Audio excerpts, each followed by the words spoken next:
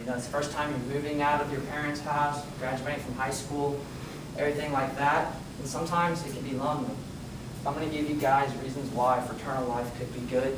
It's good because you get to make friends, okay? You get to learn leadership qualities that can help you in the future, and also you get to refute that frat boy look that everybody sees in the movies, okay? So my first thing is that you'll make lifelong friends.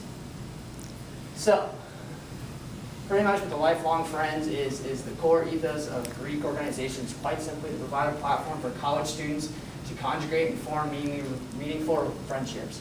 Before philanthropy and service become buzzwords thrown around to justify Greek organizations on campus, brotherhood and sisterhood were adequate reasons for membership.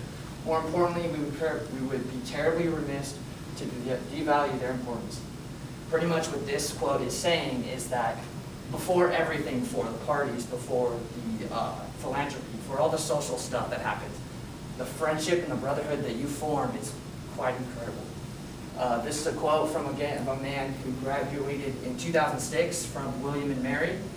He was part of Sigma Pi. He said, "Never before had I been around so many intelligently opinionated people, many of whom had fundamentally divergent philosophies. I've always viewed disagreement as messy and unpleasant, to be avoided if possible. Here, good friends routinely look at each other in the eye and say, 'I could not disagree more. I think you're so irresponsible.'" So, seeing this as a guy, I see that it's very hard some guys to open up and usually they want to be part of the crowd. So if a friend of mine says dude, I really like Chick-fil-A. My personal opinion is I really don't like Chick-fil-A, but sometimes I will agree with them just so I look like I'm part of the group. What this is showing you in this fraternity, that these guys are so close that they're okay to disagree. And that's really, really big for anybody that's looking for something in college. Okay? So yes, you make lifelong friends, but next you're going to learn how to be a leader. So fraternities and sororities provide a unique and often empowering sense of identity and community that is crucial not only to personal development, but also the development of campus culture. Members of the Greek community display infectious amount of Columbia pride and also accompany important leadership roles in range organizations. So this is showing that the fraternities are actually in leadership roles among the community. So in the university as well. So there's many different places that they are, not just in the fraternity, they're not just the Greek life. They're spreading into the university and making the university better. And then if you really don't think that fraternities have made leaderships, here's some statistical stats I found. 85% of the Fortune 500 executives belong to a fraternity. 40 of the 47 U.S. Supreme Court justices in 1910 were fraternity men. 76 of all congressmen and senators belong to a fraternity.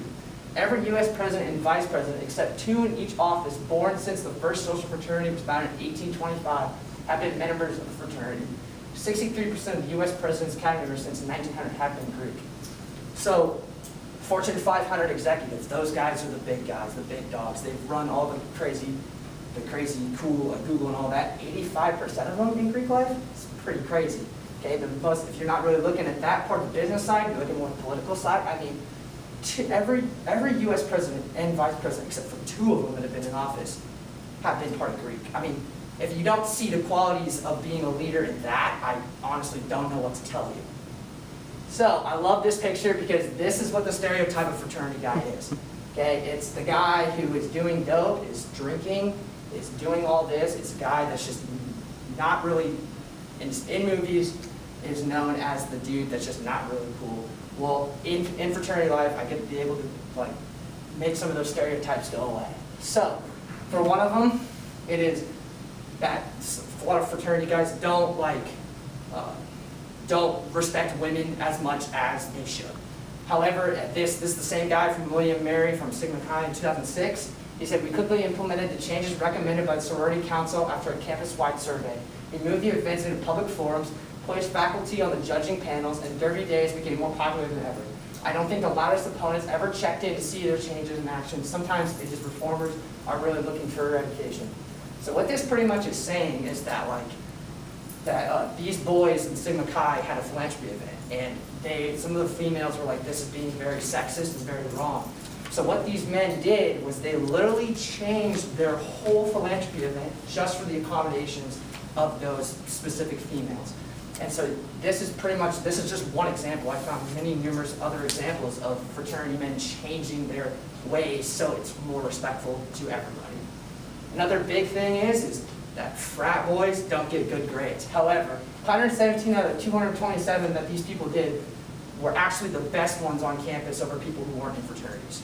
So that's a 51.5, pretty respectable number considering all the different distractions a fraternity member is faced once he leaves the lecture hall. I mean, this included Georgia. This included one of the most popular party schools in America in Arizona State. This was Iowa. This was Kentucky. These men have to have good grades because if they don't have good grades, they can't be in the fraternity.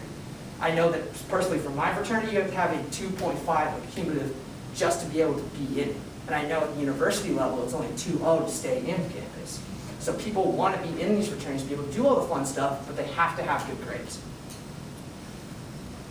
So pretty much in closing is that I really believe that fraternity life has been very, very helpful because it made me have friends of a lifetime. That's my fraternity right there with all my friends.